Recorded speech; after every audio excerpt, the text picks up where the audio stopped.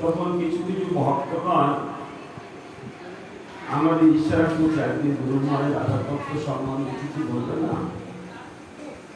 তো আমি গুরু মহারাজকে বললাম, গুরুদেব, ভক্তরা একটু রাধা রানীর সম্বন্ধে শুনতে চান।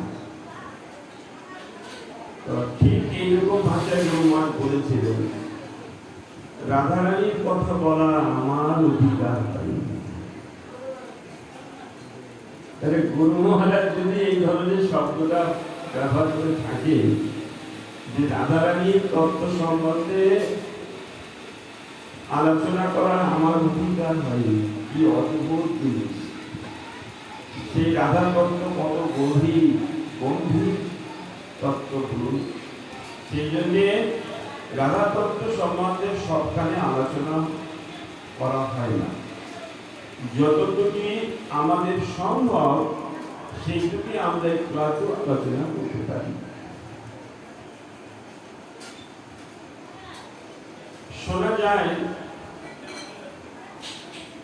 বেশ কয়েক বছর